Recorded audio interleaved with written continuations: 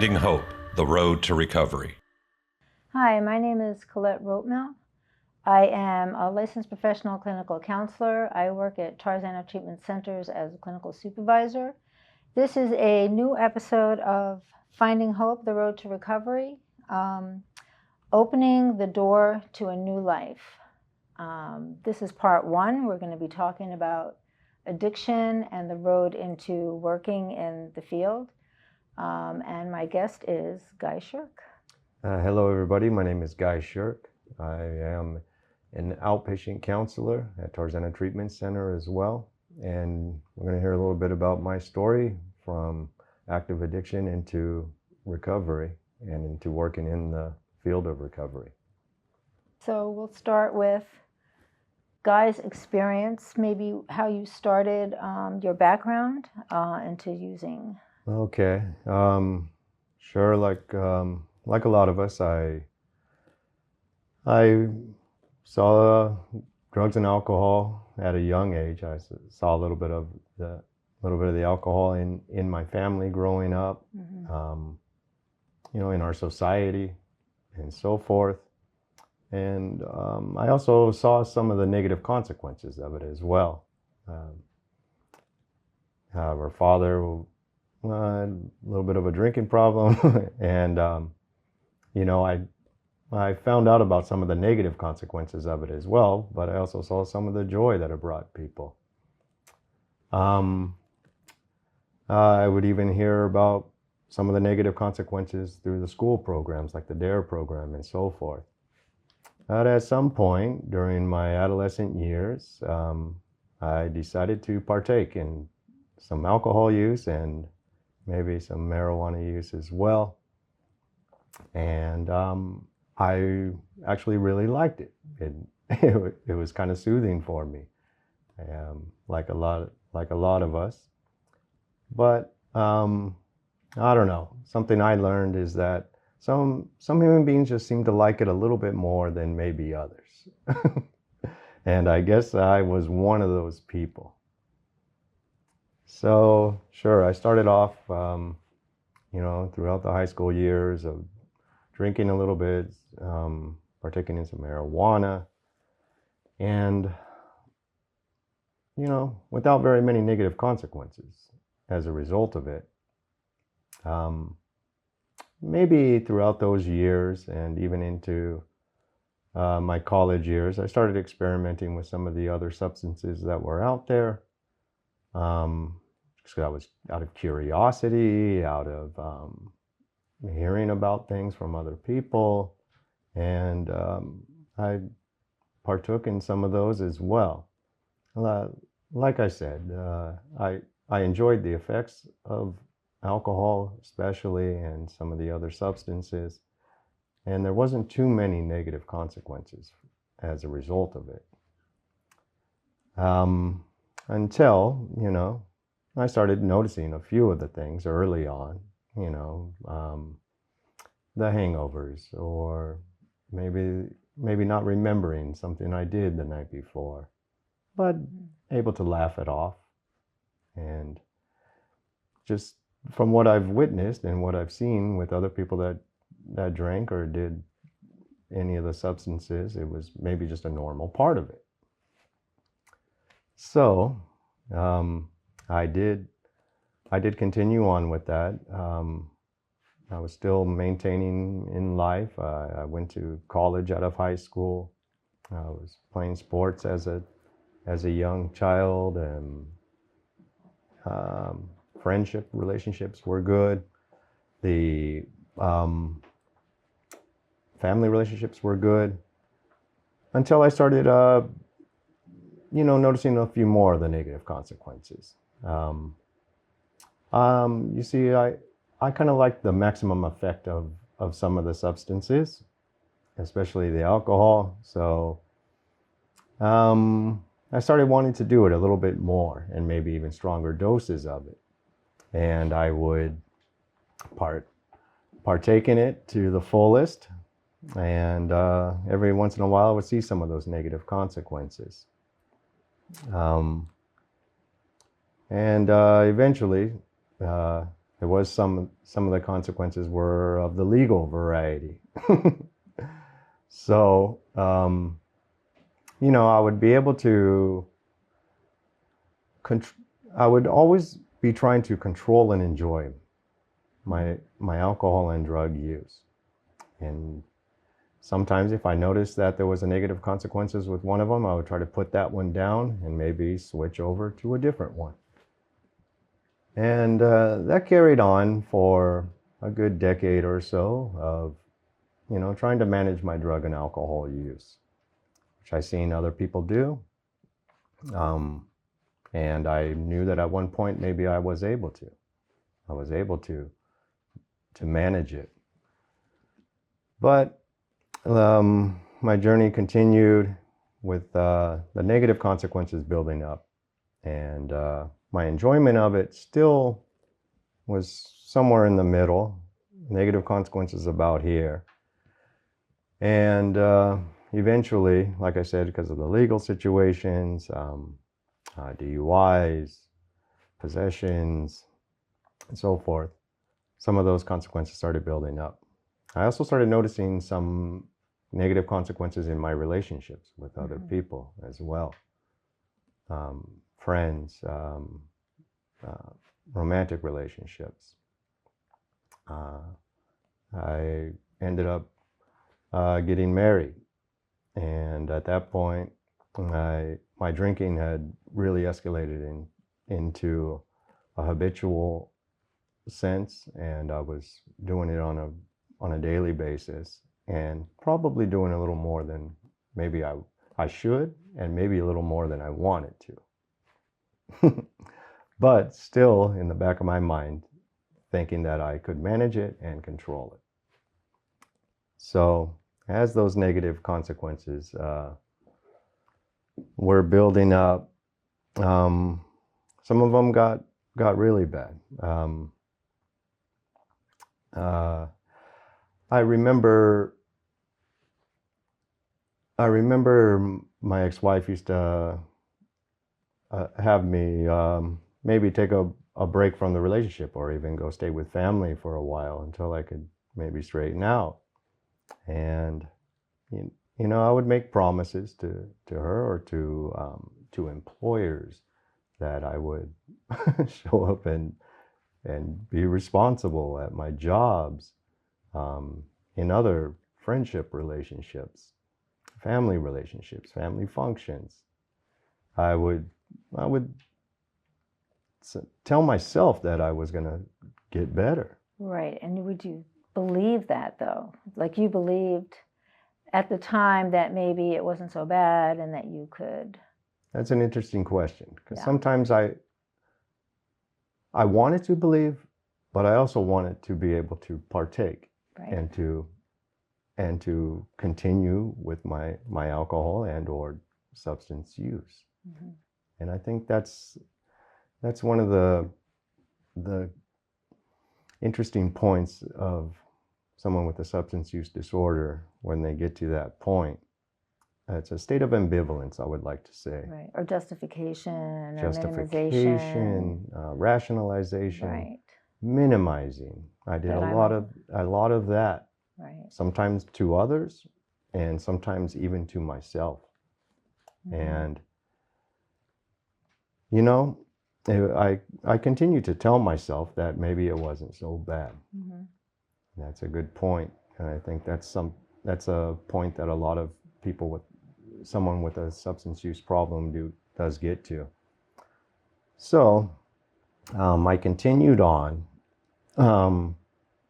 until I have a sobriety date of January 13th, 2017. And about 5 years before that, I realized that it was a major problem in my life. The thought of stopping was there, but how do I do that? Right. Can I change? Can I do that? Right. I know I needed it. Mm-hmm. I knew that I wanted it at that point. Right. I wanted to change. But how was I to do it? Right. So, at that point, I was introduced to some of the programs through the legal system. Of course, I was assigned to some alcohol classes as a result of my DUIs. I was given the option to go to some Alcoholics Anonymous meetings in order to maybe not do some jail time, and I accepted that.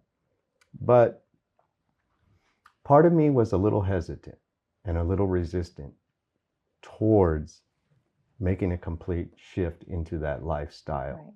Did you find at the meetings that you started to get some hope that you could change, that your life could be different by listening to some other people's experience, strength, and hope there? Interesting question, because at the moment I did not realize that. Yeah. And if I did, I couldn't accept it. I couldn't accept it. I thought that maybe I'm different. I'm glad it worked for them, but for me, nobody understands me. Mm-hmm. I'm unique.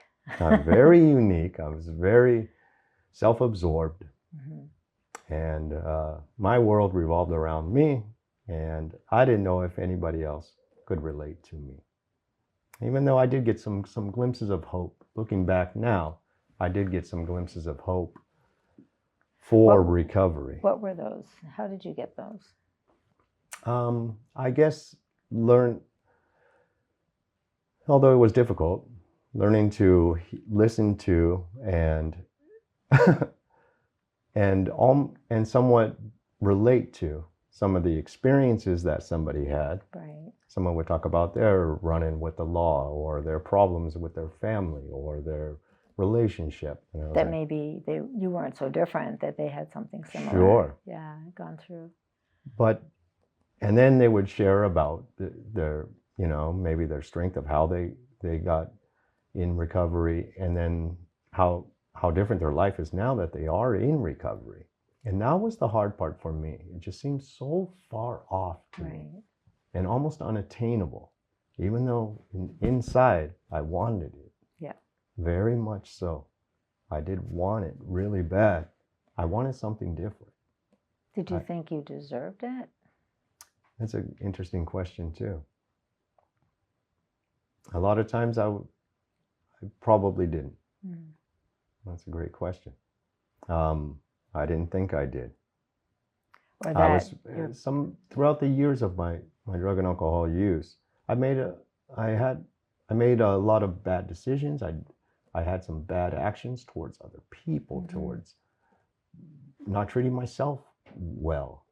And in time, that guilt, it turned into a shame for me as well. Right. And I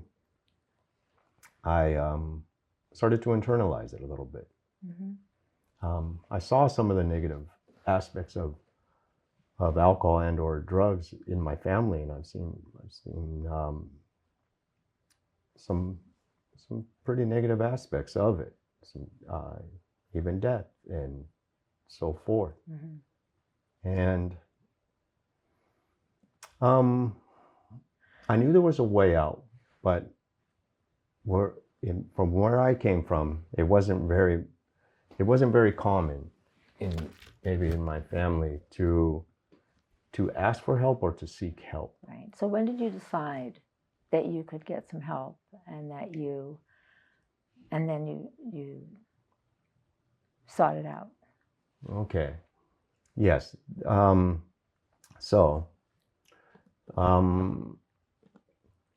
My life was very unmanageable and very much in shambles. I was losing jobs. I was losing places to sleep. Even losing my family. My family couldn't deal with my alcohol use and or substance use. And my physical health was shutting down. I've had many trips to the hospital as a result of my drug and alcohol use. And I was at a low point. I was without home. I was without work. I was without respect and love from from my loved ones. And most of all, I was without self-respect and self-love. And you know, my body would physically shut down if I didn't have alcohol in my system. So, and you know, I would go into seizures. Wow. Yeah. And so I was at one of those points, and I knew that I needed help. So luckily someone was in touch with me, and who cared enough to get on the phone with my sister and take me to a hospital, which I'd been before. At the hospital, I still don't know this woman's name, but someone came into the room and talked to me that night and asked me if I've ever done proper treatment. So I said, no, I have not. And she mentioned a place, Tarzana Treatment Center, would have a detox bed for me in a few days. I knew I couldn't make it a few days. I was leaving the hospital, and she comes and says, hey, they're coming to pick you up right now. I woke up a few days later in the detox of Tarzana Treatment Center, not knowing where I was at. And then as it came to me, I realized that I was getting help. And I had a type of surrender and willingness that I never had before. I was very beaten down, and not like I wasn't before, but in a way that I became just somewhat willing. I was out of answers for myself. So I started to listen to the staff that worked at the treatment center. And at the treatment center, even in the detox level, because I was afraid to talk to anybody. Right. I was very, very uncomfortable with talking to anybody, especially about my drug and alcohol problems, not even my family. So I met some people that worked even in the detox that also had drug and alcohol problems and were working there. And they would have some interesting conversations with me. And maybe allowing me to open up towards continuing treatment. Right. Even Giving though- you some hope. Some hope. Some hope that maybe I can get the help Yes. that I need. And that is the name of this program. That's right. And My life can change. so I decided to continue on. I stayed in the treatment center in the residential program for another, 4 or 5 months.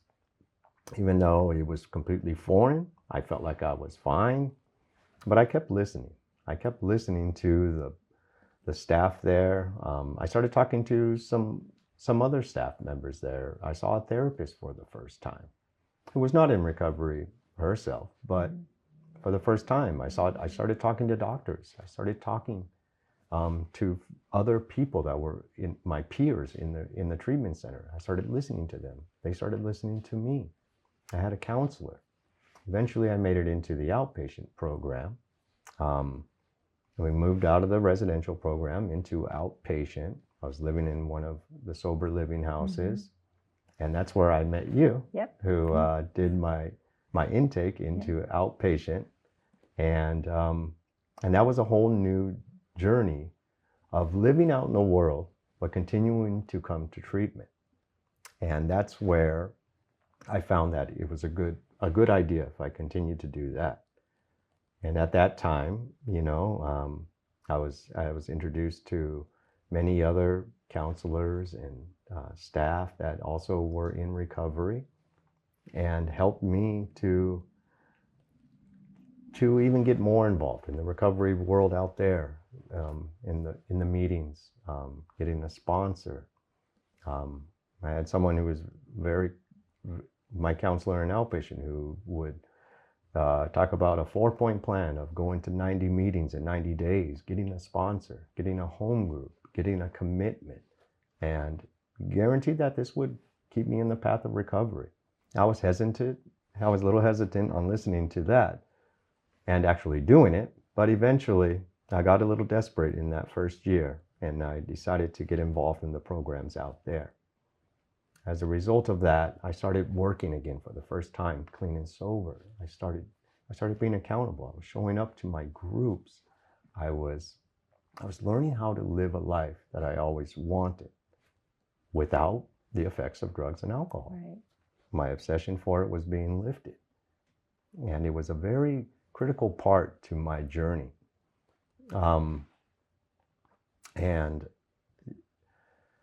you know, I fell in love with the idea of someone who, and I became comfortable with someone who had a drug and alcohol problem, and they were trying to help me with my drug and alcohol problem.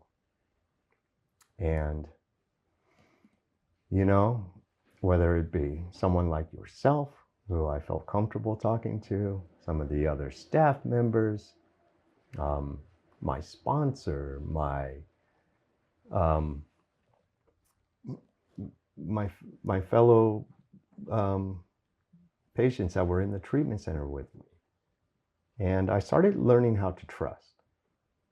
I think that was a big part of me letting go of myself as much and learning how to incorporate other people in recovery into my life. And that's where my journey really took off, of wanting to help others as well.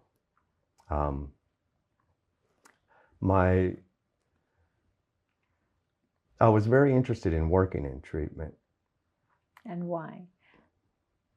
Because of the gift that you were given. Yes, very much so. Which is why a lot of us go into working in treatment.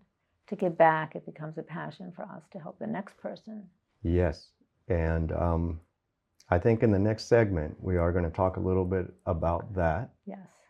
And how much that brings into my life and your life, I'm sure, too. Mm-hmm. So, okay, we will be right back. We're going to take a short break, and then we'll be back with part 2 and talking about working in treatment.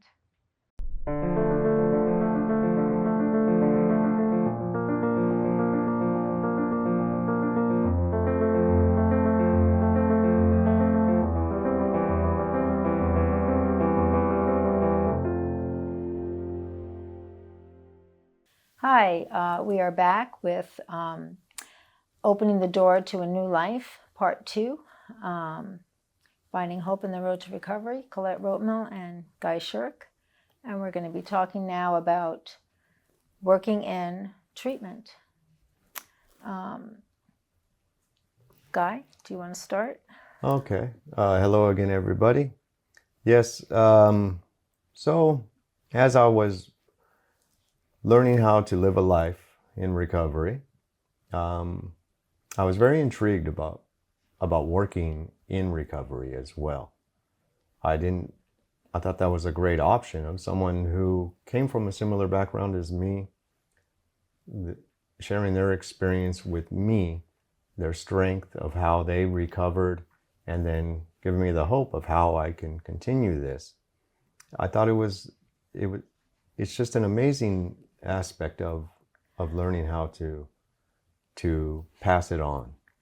And so I eventually kept in touch with a lot of the people that were at Tarzana Treatment Center. I had a job. I was working out, not in treatment for a little while, and I was holding down the job. I was doing a good job for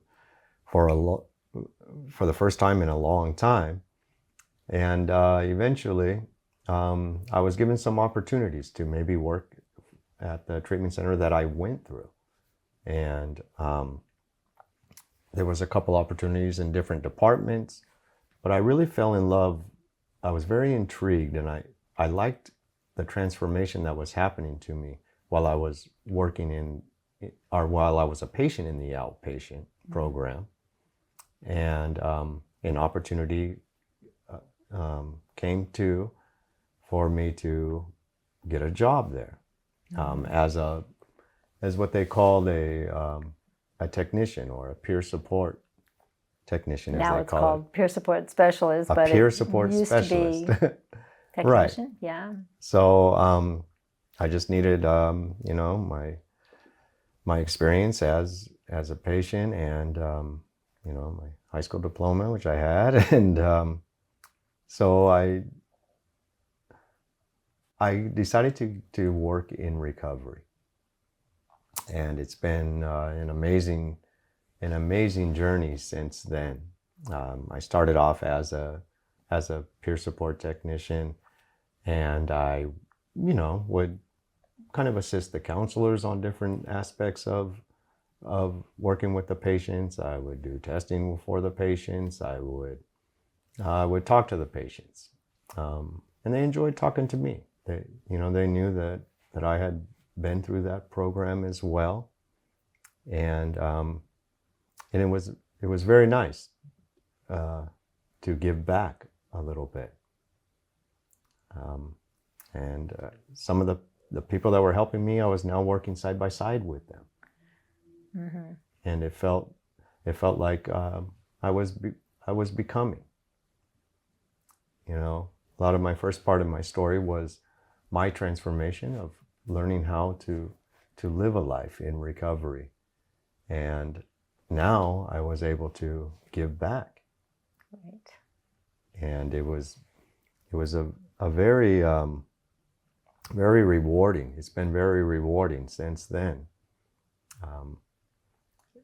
The other people that worked in recovery were also very welcoming and help. They were helping. They were offering help, and I started to realize that there was different areas of growth that maybe that were available while working in recovery. So I knew that I would have to go back to school. I was in my 40s and I had to go, and I was like, oh wow, I have to go back to school if I would like to maybe become a counselor. Right. And that was a little scary at first. Mm-hmm. But I started to realize like that so many things were available to me, and I was able to accomplish things now. Where before I would let that fear and that discomfort just prevent me from stepping out of your comfort zone to move forward. Yes. Sometimes that's difficult. Very much so. Yeah. And I had a lot of encouragement from you as well for going to school, and I did. I went back to school for the first time in almost 20 years. And I didn't know what to think about that. But I did it. I was interested in learning about the treatment of substance use disorders and addiction and so forth. So it was intriguing to me. And it was quite amazing that when I'm not doing drugs or alcohol, that I can actually do better in my jobs or in school. And that was very refreshing.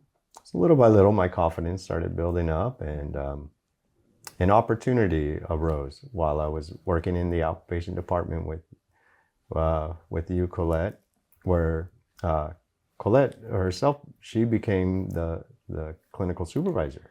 Right. I had been a counselor Yeah.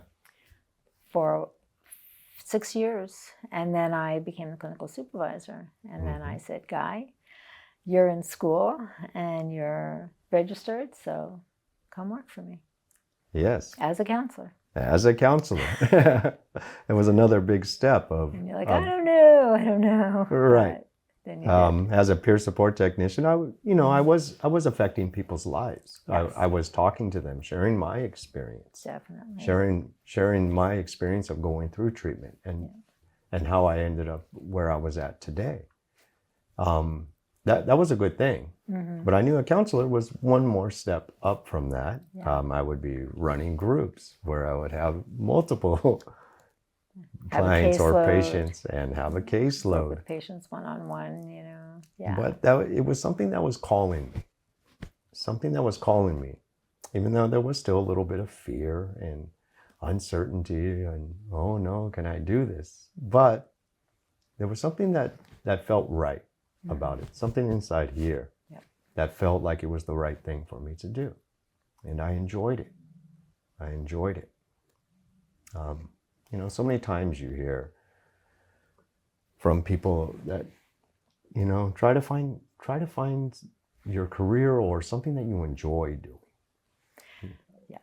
It's most people that come into counseling, they have a passion for it, you know, and it doesn't have to be that you're in recovery, but most are, but not all. We have a lot of counselors who are not in recovery, but have been affected by addiction in one way or another and want to help the next person. Right. So, and I did experience that for sure, that it felt good, like I said, and it felt like it was a calling for me. Yeah. And, you know, by working in that field for a while, I started realizing that maybe I'm effective as a counselor. And that's wonderful to see. And I got to see, yes. And I was able to do it, number one. And number two, I was able to see it working. Yeah. Working in the lives of other people that have struggled with drug and alcohol problems. And I've seen it working in their lives. And this is something that it's almost unexplainable to maybe somebody else unless you get to experience it. You know, my experience is able to help the next person with their experience. It's rewarding to do that. Yes. It's rewarding. It helps, just like a sponsor helping a sponsee. It's like you've been given a gift of recovery and then you want to give back. So working in the field, you get to do that. And you get to do that in other ways too. But this is one way that some people can do it. And it's worked for you and it's worked for me. I've been doing it for quite a while myself. I went to school first and then went back to where I went to treatment in Vermont and became a case manager and then a counselor.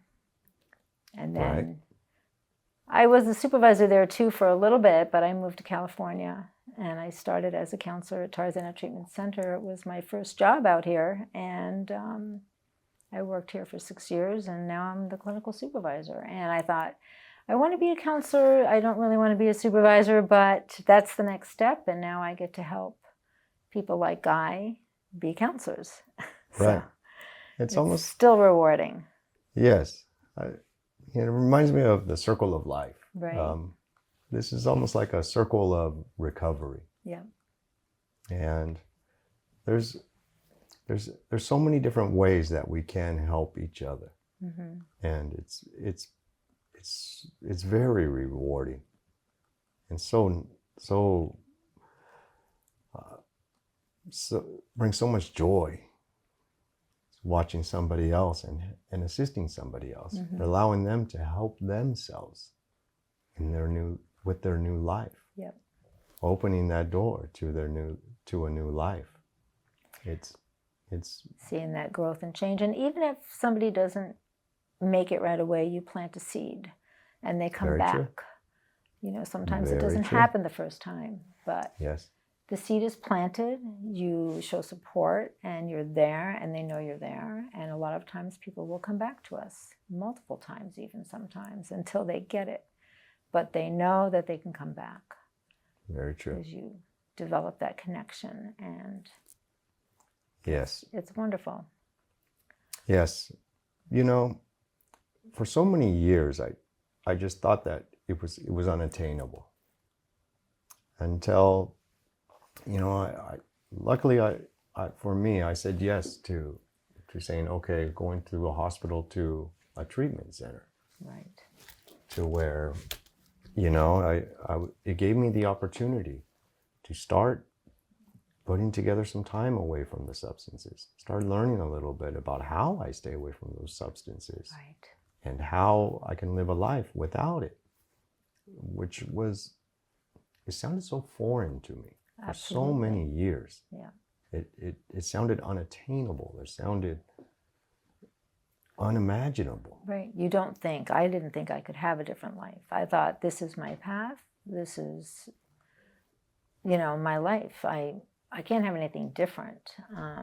Yes. But then I had some consequences, and I started to also, I was kind of pushed into treatment, you know, for legal reasons. And then I started to see, I think I can have a different life. And I went with it.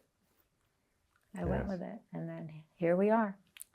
Yes, here we are many years later for you, and you know, quite a few years later for myself. And I remember when you would share your experience and strength and hope with myself and with the other patients when I was going through treatment, and to watch you become a counselor into a clinical supervisor role, and now being able to teach me through my counseling phases. I'm very fortunate and very grateful as well that this does exist and that recovery is real. Yeah. I can go on and on about the thousand people that have helped me in my recovery journey, just by sharing and me listening. It's quite a process. It's quite a process, and very rewarding and very well worth it. I thought, and it's something that I'm continuing on today as well. Right. You finished school, and now you're moving to the next step in your certification. Yeah. Getting ready to take your test. Yeah. And I'm still, you know, I still feel like I'm learning, and that's a good thing, I think. We're always learning. I mean, I've been doing this for a while, and I'm still learning, you know. Right. Always learning, yeah. And things are always changing, and there's always more research, and sure. And then there's always new people to help. Right. It's always a new experience. And definitely doesn't get boring. No. We have a great team. We have a great team of people that we work with in our program and in the agency, Tarzana Treatment Centers. Sure. Always growing, always offering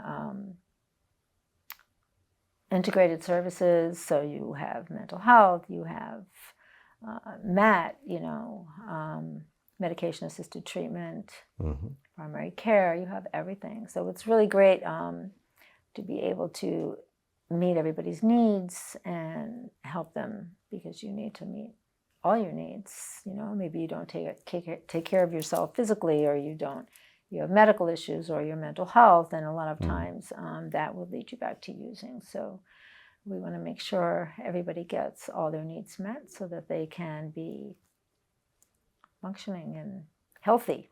Yes. Healthy and functioning, and helping people get jobs, and there's a lot of free housing now that we have, which is wonderful, so people can have time to, with the recovery bridge housing, have time to get their act together, you know, get a job, save some money, you know, get stable, all of that, you know, while they do recovery and get a good foundation. Luckily, there is the resources available, and there's people that will be there to help. Yep. And today we get to be on that side right now. Yeah. It is possible. We guide them. I always say, I'm guiding you. I'm giving you the tools, giving you the guidance, and then what you do with it is what you do with it. Sure. So at the end of the day, it is up to us as individuals of what we do with it. And it's been such a journey, to say the least. You know,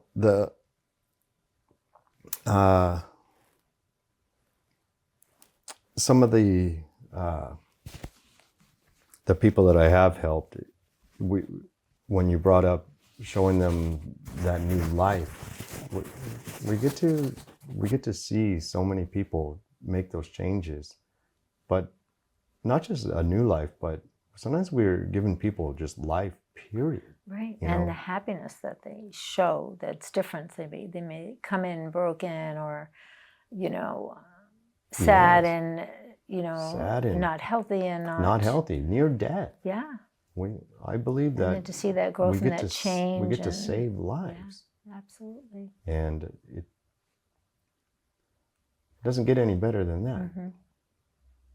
Just to be able to give the gift of recovery and pass it on and show someone how they can transform their life into something new. Hope that they take the chance, but knowing that, Mm-hmm. letting them know we're here when they're ready if they're not ready at that time. That's right. And they do. They come back. Mm-hmm. Very much so.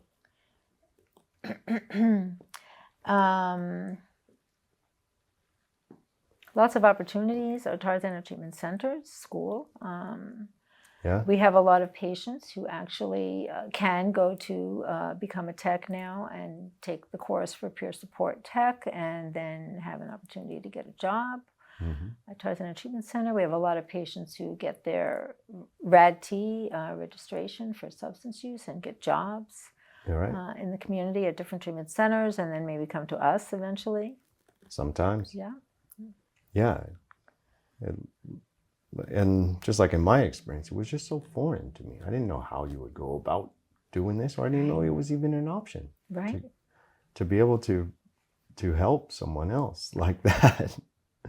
And luckily that there is resources out there and people like us that can show people, direct them to the path of, of being able to work in this field. Maybe getting a GED first, maybe, Sure. Taking a course. Mm-hmm. Yeah. Yep. Yeah.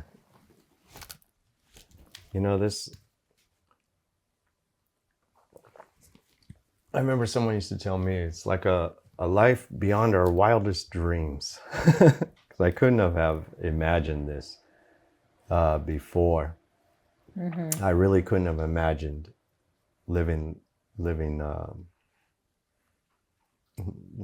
not so much just even without drugs and alcohol, right. but just being okay with life and being happy with myself and me in life. Right. It's so different. It's like another life. Like I feel like I have a new life. Like that was my other life, even though it was my life for many, many, many years. Right. This is like a new life that I never thought I could have. Yes. Yeah. And here we are. And okay. All right. Well, thank you so much. It was wonderful being here. And for anybody out there, hope you get something out of this. Yep. And keep the hope alive. Until the next time, the next episode of Finding Hope, The Road to Recovery.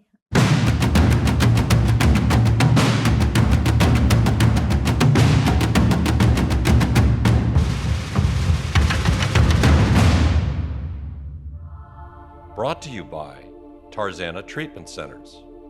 You can visit our website at www.tarzanatc.org or call 1-800-996-1051.